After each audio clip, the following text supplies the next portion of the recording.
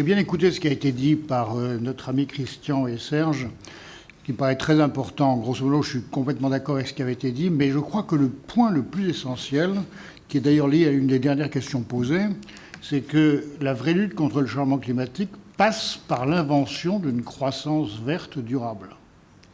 Et ça veut dire quoi? Ça veut dire que pour sortir de la crise à l'heure actuelle, il faut qu'on invente une nouvelle croissance. Et donc la nouvelle croissance doit correspondre aux objectifs du développement durable. C'est un énorme défi dont vous serez les premiers participants. C'est un défi qui n'est pas facile aujourd'hui, vous venez de le dire, parce que dans le fond, dans la période économique et financière à laquelle nous sommes, taxe carbone, politiquement, ce n'est pas soutenable. On l'a raté il y a 1 an et demi ou 2 ans. Aujourd'hui, plus personne ne la demande parce que ce n'est pas soutenable. Vous avez vu l'affaire sur les avions de la taxe carbone. Et puis, par ailleurs, les prix de l'énergie sont anormalement bas. Et les élever à leur niveau économique, ce n'est pas non plus soutenable politiquement. Donc, cette croissance nouvelle, elle est bloquée par un certain nombre d'éléments qui la retardent. Alors, votre demande... Énergie 2050 est un peu contradictoire par rapport... j'ai participé à cette commission Énergie 2050, mais elle concernait la France, elle ne concernait pas l'Europe. Avec mon collègue Geoffron et mon ami Michel Derdevé, on vient de sortir un bouquin qui est sorti la semaine dernière qui s'appelle « L'avenir énergétique, carte sur table », pour rappeler un certain nombre de choses. Et donc, je vais faire part d'un certain nombre d'idées sur le mix énergétique à 2050 tel qu'on peut le voir aujourd'hui. Mais on ne le voit pas, en fait. On ne le voit pas, on bâtit des scénarios qui nous donnent différentes images possibles du futur. Mais je voudrais quand même insister sur l'Europe. Insister sur l'Europe parce que l'Europe, c'est... Si on regarde le bilan global de l'Europe, on a un bilan dans lequel, grosso modo, 36% c'est du pétrole... 25% c'est du charbon, 22% c'est du gaz. Mais à l'intérieur de cette Europe, il y a des pays qui ont du nucléaire et beaucoup, la France par exemple, et des pays qui n'en ont pas, l'Italie par exemple. Vous avez des pays qui ont beaucoup de charbon comme la Pologne et des pays qui n'en ont pas du tout comme l'Espagne, ou très peu. Donc on a une espèce de patchwork européen avec des bilans énergétiques très différents d'un pays à un autre. Alors on peut dire... Eh bien oui, laissons les différences et voilà.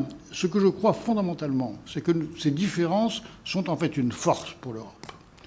Parce que ces différenciations devraient nous permettre de faire jouer au maximum les complémentarités qui existent entre ces différents pays européens qui ont des bilans énergétiques différents. Autrement dit, en étant un peu rapide, ne pas dire le nucléaire français, c'est 75% de la consommation d'électricité française, mais 15 ou 20% de la consommation européenne, avec un nucléaire français en base qui fonctionne toute l'année et qui exporte vers les pays voisins. Cette Europe patchwork, qu'est-ce qui la différencie par rapport à d'autres zones du monde? C'est qu'elle est interconnectée.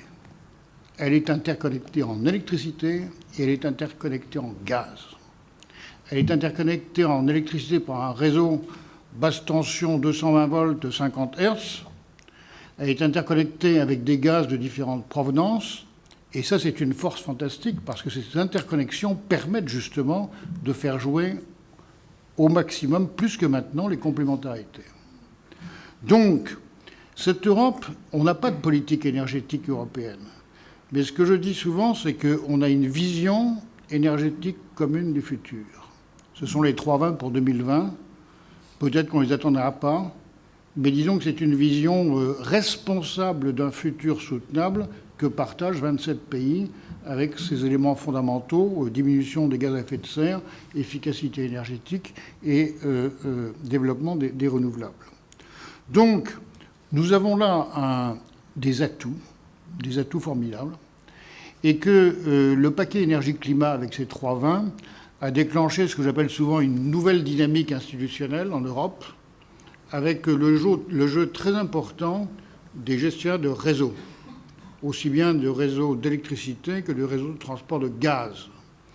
Ils se réunissent dans des organismes qui s'appellent l'ENSO, ENSO électricité, ENSO gaz, et ils travaillent, je dirais, en permanence pour voir comment on peut développer, d'abord standardiser, meilleure communication, meilleure coopération, meilleur échange d'informations, On a déjà à Bruxelles non pas un dispatching électrique, mais un endroit où un groupe de personnes, des transporteurs, regardent en temps réel ce que sont les interconnexions, quelle congestion il peut y avoir, qui peuvent téléphoner aux différents réseaux. Attention, il y a un problème qui arrive, là, etc. Réagissez. Et ça, c'est déjà un progrès fantastique. Et nos amis du RTE, qui est donc le réseau de transport d'électricité, nous disent que la fameuse panne de 2006, en 2006, il y avait un bateau norvégien qui était en Allemagne et qui voulait rejoindre la mer du Nord. Et pour rejoindre la mer du Nord, il fallait couper une ligne à haute tension pendant quelques heures, ce qu'a fait l'opérateur du coin. Et cette coupure de la ligne a entraîné un effet domino dans toute l'Europe, depuis Athènes jusqu'à Gibraltar. La liaison avec le Maroc a été coupée. Et donc des délestages dans toute l'Europe, qui fait des millions de consommateurs, ont été privés d'électricité pendant quelques heures. Ça n'a pas duré longtemps. Mais ce que nous disent le RTE, c'est que maintenant, une telle affaire ne pourrait plus se reproduire. Ce qui veut dire que des progrès extraordinaires de coordination ont été faits, de coopération entre les réseaux, et qu'on voit bien que ça va dans le sens d'une meilleure solidarité européenne et aussi d'une meilleure complémentarité. Bon, les Allemands ont pris d'une façon individuelle cette décision de fermer cette centrale sans se préoccuper des conséquences qu'il pourrait y avoir sur les voisins. On a eu très peur cet hiver.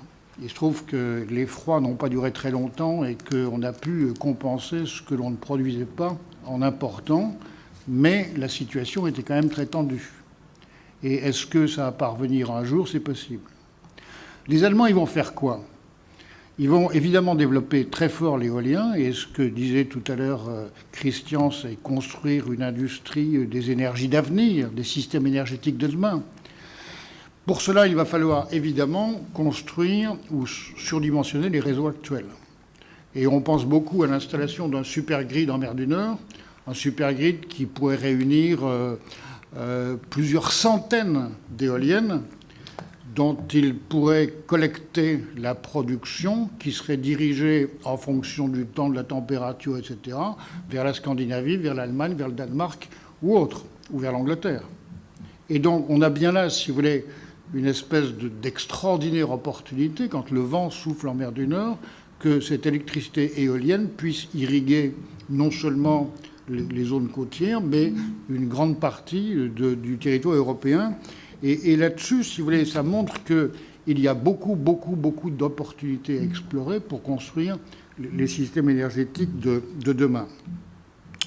Je pense qu'en matière de gaz, la crise avec l'Ukraine, il y a quelque temps, a tiré une sonnette d'alarme, et qu'aujourd'hui, les transporteurs de gaz sont beaucoup plus conscients des nécessités de solidarité par un transport est-ouest ou ouest-est en fonction de l'équilibre offre-demande, et que donc on a là un formidable champ d'opportunités.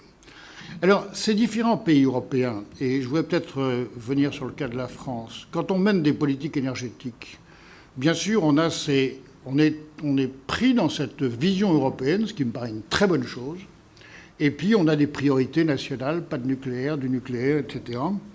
Mais je pense qu'aujourd'hui, les priorités majeures d'une politique énergétique responsable, c'est 1, efficacité énergétique. Christian et Serge ont parlé du Grenelle de l'environnement, qui a été une formidable innovation en France. Innovation à la fois technologique, comportementale et démocratique. C'est à ma connaissance l'une des premières fois où l'on a la gauche et la droite qui se mettent d'accord sur l'orientation de la construction des systèmes du futur. Ça, c'est immense comme chose. Et qu'effectivement, Serge l'a bien dit, maintenant le Grenelle nous a fait devenir un pays qui compte dans l'établissement d'une vision énergétique du futur. Et que ce Grenelle de l'environnement, si on va jusqu'au bout, si on arrive à le financer, c'est évidemment des tas d'opportunités, de jobs, de services, de création d'emplois durables, non localisables, dans la construction des systèmes énergétiques du futur.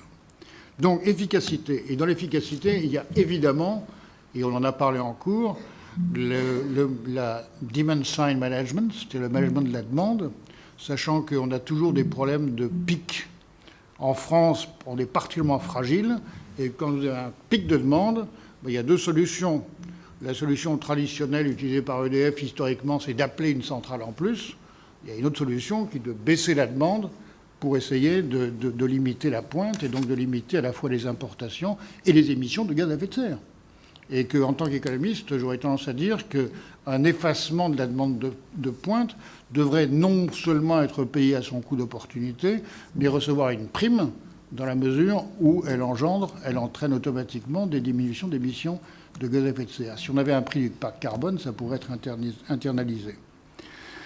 Dans les priorités, je mets aussi d'une façon fondamentale la diversité. Il n'y a pas de système optimal. Souvent, les gens disent quel est le mix optimal. Il n'y a pas de mix optimal, ça dépend d'un pays à un autre et ça dépend de l'innovation. Et je pense que dans la diversité, c'est les diversités de technologies, c'est les diversités d'énergie primaire. On a besoin de toutes les sources d'énergie à notre disposition. C'est aussi une diversité dans les modes d'organisation des réseaux, des systèmes et de la production, consommation d'énergie. Encore deux choses, pour ne pas être trop long. Une chose sur le nucléaire. Depuis Fukushima, on a beaucoup réfléchi ici à Dauphine et avec les économistes, et on arrive à une position qui est relativement claire, logique et pragmatique. Pour nous, une centrale nucléaire qui marche en respectant toutes les règles de sécurité, on ne la ferme pas. C'est une aberration économique, c'est de la destruction de valeur et de la destruction d'emplois. Si on ferme Fessenheim, ça implique d'abord destruction de valeur, la centrale elle-même, et ensuite, il faut bien mettre à la place de Fessenheim des moyens de production qui permettent que le système ne s'effondre pas. Donc il y a un coût qui, à mon avis, est mal évalué. Donc ça, c'est un premier point. Ensuite, il y a 3 cas de figure. Ou bien l'autorité de sûreté, et en France, nous avons la chance d'avoir une autorité qui est compétente, indépendante et transparente, ou bien l'autorité dit on ferme, on ferme. Ou bien l'autorité dit on continue, on continue. Ou bien l'autorité dit vous pouvez continuer 5 ans à condition d'investir 200 millions d'euros. Ça, c'est un problème de l'opérateur, EDF ou un autre, qui est de savoir si l'investissement vaut la peine. Est-ce que l'investissement va être remboursé par les kilowattheures additionnels qui vont être produits pendant 5 ans? Et c'est un problème qui est plus compliqué que ça en a l'air, parce que c'est non seulement le coût de l'investissement, c'est aussi le prix auquel EDF vendra ses kilowattheures. Or, à l'heure actuelle, ces prix sont faussés par les tarifs bloqués. Donc, vous voyez, c'est un peu compliqué. Je terminerai en disant que pour moi, dans ce que vous parlez sur la croissance, la nouvelle croissance, pour moi, les systèmes décentralisés qu'on commence à voir émerger ont beaucoup de valeurs potentielles. Parce que dans ces systèmes, vous combinez des ressources locales, à condition que les gens participent, pas qu'on leur impose de pari. Vous combinez des ressources locales qui peuvent être de l'éolien, du solaire, du gaz de schiste, qui peuvent être évidemment de la biomasse, de la petite hydraulique, du stockage par l'hydraulique. Vous mettez tout ça ensemble, vous prenez du lisier dans les élevages de porcs que vous transformez en biocarburant, et vous arrivez à avoir des systèmes combinatoires qui, évidemment, sont totalement différents des grands systèmes historiquement centralisés auxquels nous sommes habitués, mais qui, à mon avis, sont extraordinairement porteurs d'avenir. Et là-dedans, je termine là-dessus, je rebondis sur ce qui a été dit par Christian, c'est que là-dedans, il y a l'innovation technologique, il y a l'innovation organisationnelle, il y a l'innovation humaine, au sens ressources humaines et implication des gens, et entrepreneuriat. Et ça me paraît donc formidable. Donc, vous avez raison, vous avez un chantier absolument extraordinaire dans les années qui viennent, et c'est à vous de relever tous ces défis. Je suis sûr que vous le ferez. Merci Jean-Marie.